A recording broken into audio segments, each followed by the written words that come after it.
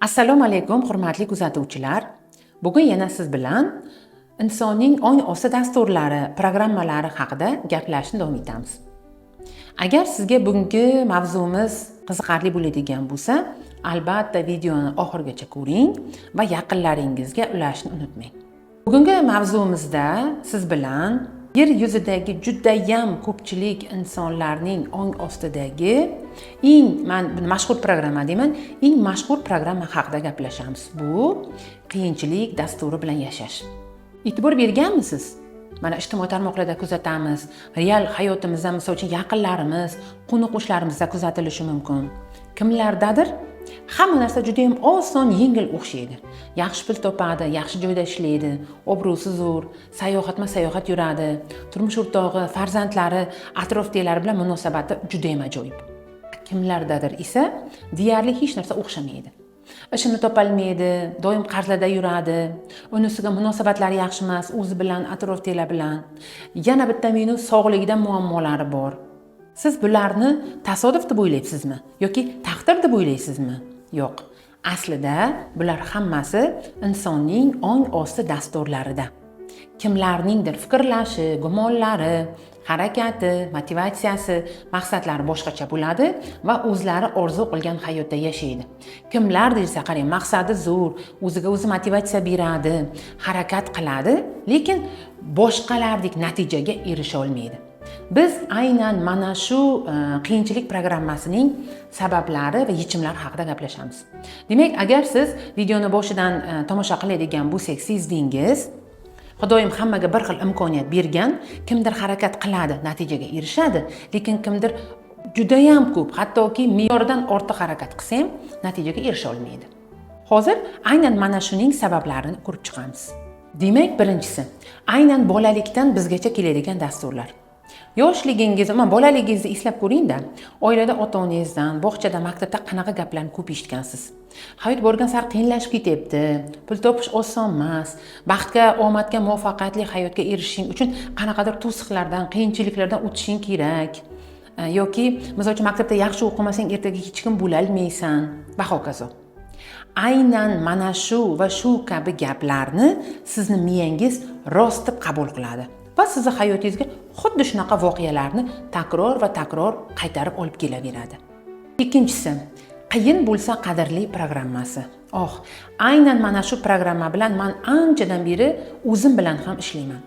Bilasizlarmi, bizga bolaligimizdan o'sha bog'chada ertalar o'qiganimizda yoki maktabdagi o'sha o'qish kitoblarida bitta narsa uqtirilganda, o'zingiz orzuyingizdagi, siz masalan bolaligingizdan orzu qilgan hayotga oson, yengil yo'l bilan borsangiz qadrli emas.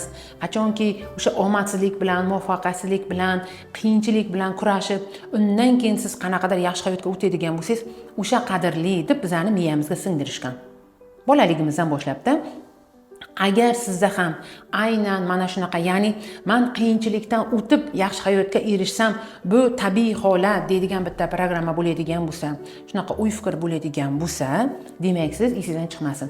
Birinchidan, yoningizga keladigan imkoniyatlarni shunchaki rad qilasiz. Ikkinchidan esa o'zingiz anglamagan holda o'zingizni qiyinchilik yo'liga solib borasiz. Uchinchisi, o'zini jazolash holati. Meni kuzatishlarim bo'yicha aksariyat insonlar o'zini jazolab yashaydi. Aslida insonning o'ziga qanaqadir hukm qilish mumkin emas. Agar inson o'zini o'zi jazolaydigan bo'lsa, ong ostida men yaxshi hayotga, yengil oson yashashga loyiq emasman degan fikr qat'iy turadi. Bilasizmi, nima uchun bunaqa fikr paydo bo'ladi? Misol uchun, o'tmishda siz qanaqadir xato qilgan bo'lishingiz mumkin. Inson o'ylaydi, men ota-onamning misol uchun duosini ola olmadim, onamning qarg'ishini olib qo'ydim, ikkita do'st yoki dugonamning orasiga sovuqchilik tushirib qo'ydim, kimningdir uyidan o'g'il o'g'irladim va hokazo. O'sha bolaligida ongli yoki ongsiz qilgan xatosini o'ylaydi va o'zini qattiq jazolaydi. Natijada esa men yaxshi yashashga loyiq emasman degan katta bitta insonning ong ostida programma paydo bo'ladi. Natijada esa inson ongsiz ravishda, hattoki o'zi anglamaydi ham. Faqat va faqat qiyin yo'ldan boraveradi. Bilasizmi? Kichkinagina, misol uchun, hozirgi kunda biz imkoniyatlar diyorida yashayapmiz. Oddiy orzusiga, oddiy maqsadiga erishish uchun ham juda ham katta kuch, juda ham katta qat'iyat talab qiladi o'zidan.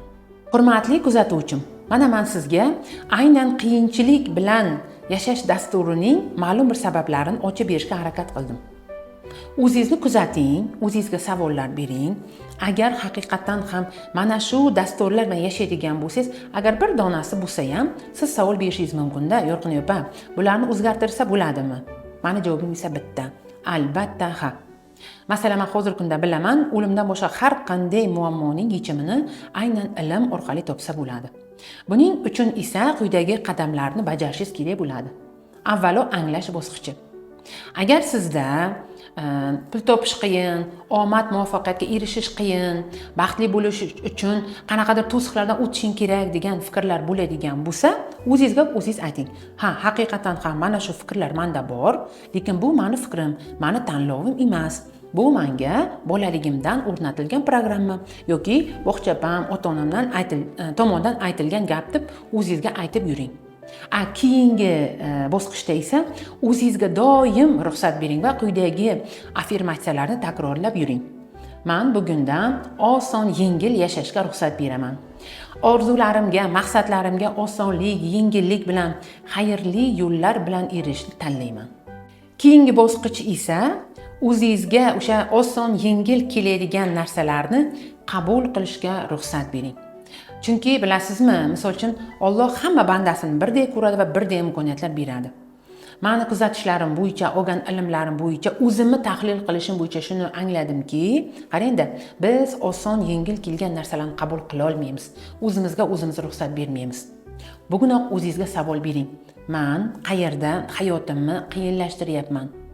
Munosabatlardami, ish topishdami, puldami, sog'ligimdami va hokazo.